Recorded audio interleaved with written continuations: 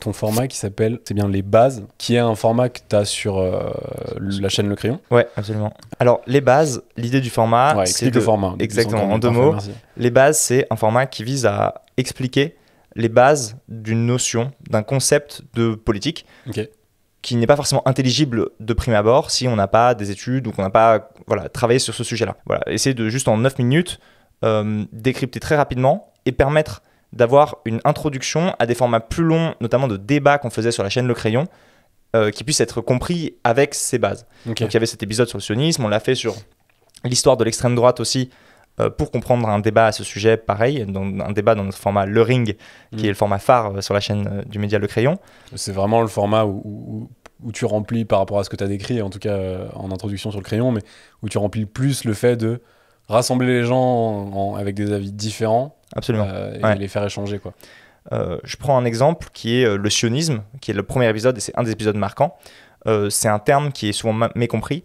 Moi, je suis remonté à l'origine de Theodor Herzl, qui en 1896 organise le premier congrès sioniste, en 1897 à Bâle, après avoir écrit l'état des Juifs en 1896. Et donc, il parle parce qu'il y a un antisémitisme qui règne en Europe, pourquoi tu as besoin que les Juifs en Europe fassent émerger ce sujet de s'allier et d'avoir une terre à eux. Donc, bon.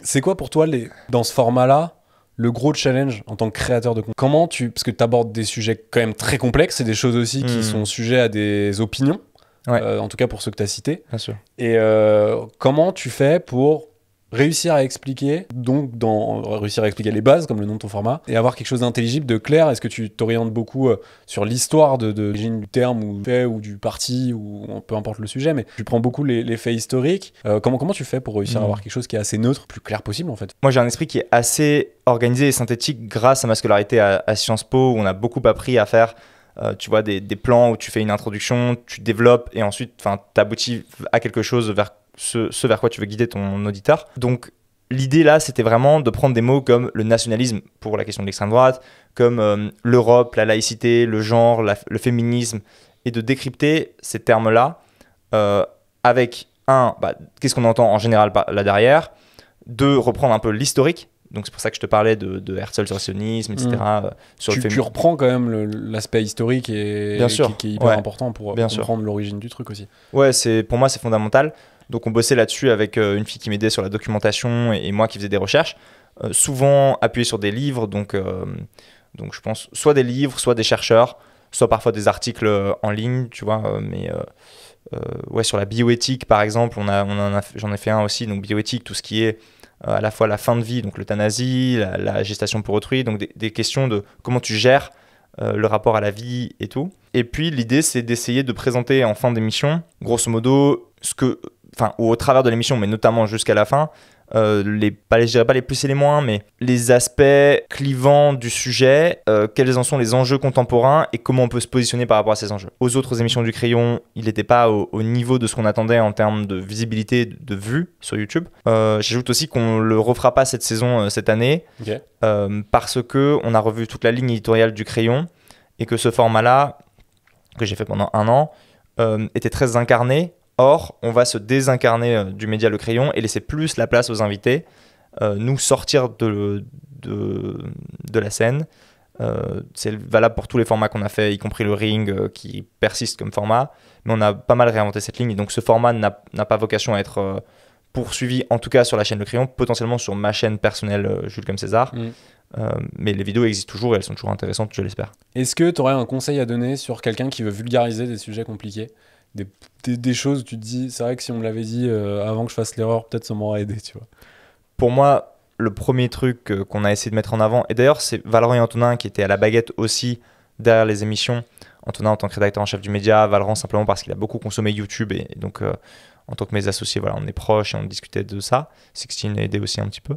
Ils m'ont toujours ils ont toujours insisté sur la nécessité d'avoir de l'humour, de faire passer les messages de manière pas trop sérieuse, surtout quand on traite des sujets sérieux, d'où le fait d'insérer des vannes, de prendre des métaphores qui parfois sont décalées, mais voilà, intéressantes, notamment sur la question des législatives. J'avais fait une vidéo sur est-ce que Jean-Luc Mélenchon peut devenir Premier ministre, et j'avais expliqué, j'avais pris un exemple de oui, c'est comme si tu es dans ta chambre et puis tes parents te demandent se mettre à te demander de payer ta chambre chez eux. Enfin, bref, j'avais juste fait un parallèle, tu vois, un peu marrant qui parle à tout le monde, parce que tu as besoin, quand tu vulgarises, de décaler le sujet. Tu as besoin de le contextualiser, de le mettre dans une pièce que tout le monde comprend. Ouais, c'est ça. De créer une image. Ouais. Moi, je fonctionne beaucoup comme ça, à titre perso et même un peu pro parfois, mais surtout perso, où dès que je peux, j'essaie de donner une image quand j'explique un truc, où je vois qu'en face, la personne, elle me regarde, tu sais, plisse un peu les yeux, elle est comme ça. Je sens que ça comprend pas tout, et du coup, j'essaie de donner une image pour que la personne puisse projeter et bien comprendre, tu vois. Et en vrai, moi, c'est une mécanique de langage qui marche très très bien, je trouve, pour rendre quelque chose de complexe, ou en tout cas, quand t'as quelqu'un en face de toi qui ne le comprend pas, vachement plus intelligible. Et c'est hyper efficace, enfin, clairement. Et je dirais que structurer, c'est très important aussi. Parce que à l'écrit, on a toujours la possibilité de revenir dans ce qu'on a lu auparavant. À l'oral, alors même si dans une vidéo, on peut revenir revisionner un passage, on a besoin d'énoncer clairement à la fois où on va dans une introduction, c'est-à-dire emmener le spectateur avec ça en disant voilà où je vais aller, et ça c'est la première étape, la deuxième étape, la troisième étape, etc. Tu lui donnes le chemin, quoi. Exactement. Il faut le rappeler, il faut avoir, il faut que ce soit structuré en fait. La structure, ça aide. Et tu l'annonces, ta structure ? Plus ou moins subtilement. Il faut essayer de le faire subtilement. C'est-à-dire, en fait, l'introduction, tu vois, c'est une phrase que j'ai apprise en cours de rhétorique à propos des discours. Est-ce que tu as eu Clément Viktorovitch aussi, comme pas mal de gens à Sciences Po, non, en cours de pas rhétorique ? Non, j'ai eu Christophe de Voogd et Delay aussi, un mec qui s'appelait Delay. Et il disait show, don't tell. Au lieu de dire quelque chose en rhétorique, de dire que tu le fais ou que tu vas le faire, tu le montres, en fait, tu le fais directement. Okay. Et de la même manière, je te dis pas, en fait, je vais t'expliquer aujourd'hui comment par A plus B, voilà ce que le féminisme est devenu aujourd'hui. Non, parce que là, du coup, tu as déjà quitté, parce que tu es en mode, j'ai la flemme. Ouais. Non, en fait, tu embarques les gens en disant, voilà la question, c'est l'accroche sur les réseaux sociaux que tu connais, tu vois, le hook, hop, l'accroche, et ensuite, tu le mets, ça pose telle question, et en fait, ta structure, elle est annoncée comme ça. Ouais, non, ça marche, et ça marche, enfin, c'est une mécanique, en fait, que beaucoup, voire presque, j'allais dire tous, mais je me dis peut-être pas tous, mais que énormément de créateurs utilisent, en fait, dans leur contenu. Et YouTube, principalement YouTube, c'est ne serait-ce que le titrage miniature d'une vidéo, pour beaucoup de contenu, c'est un hook. Et c'est un hook que tu dois réfléchir, et qui souvent, et tu dois faire attention à pas non plus être menteur et déceptif, c'est-à-dire que tu peux pas faire un hook de malade où en fait il se passe pas ce que tu dis dans ton titre ou dans ta miniature, parce que sinon t'as un drop énorme, et du coup au final ça pousse pas ta vidéo. Mais le titre et la miniature d'une vidéo sur YouTube, c'est un hook en fait. Mais parce que sur YouTube, tu as effectivement cette démarche de cliquer en tant que spectateur sur la vidéo que tu veux voir, donc c'est un acte c'est un acte actif, j'allais dire. Est-ce que toi t'as eu des retours entre l'épisode 1 et l'épisode 10 ou 11, 12, enfin en tout cas entre le premier et le dernier, est-ce que tu as des retours que tu as eu de la part des gens directement de ta communauté, de la communauté Le Crayon en tout cas, qui sont venus te dire ah ça machin, et qui t'ont fait évoluer dans le format, et qui t'ont réaligné, ou qui t'ont fait dire bah c'est vrai que pour un prochain sujet je ferai peut-être attention un peu plus à ça, à la tournure de mes phrases, à mes sources, ou des choses comme ça. Est-ce que tu as eu des évolutions comme ça qui sont venues surtout du retour des gens ?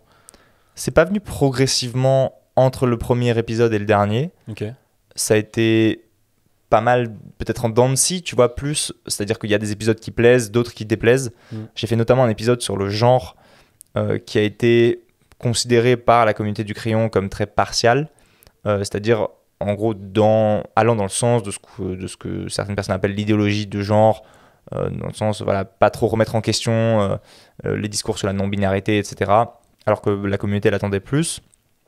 C'est aussi un montage malheureux qui a voulu ça, mais bon, de temps en temps, tu le sais aussi, parfois tu dois poster un truc et voilà, hop, c'est fait. Ouais, et puis en fait, même de facto, sur des sujets aussi complexes et aussi débattus, et sur lesquels il y a un vrai fond d'avis personnel, bah, c'est hyper dur de faire un contenu neutre qui va pas heurter Ouais. ou poser une question à quelqu'un ou tu vois. Euh, Enfin, Ouais. c'est super complexe. Enfin, tu peux très rapidement aller d'un côté ou de l'autre juste par le fait de traiter le sujet, tu vois. Donc, enfin, c'est très complexe de rester, enfin, d'être perçu en tout cas comme ni trop l'un ni trop l'autre quand t'as un débat clivant sur deux sujets, quoi. Absolument. Clairement. Donc, bravo déjà de mettre les mains là-dedans parce que c'est un vrai challenge et il faut oser, quoi. Tu vois. Merci. Ne serait-ce que pour ça, faut vraiment oser.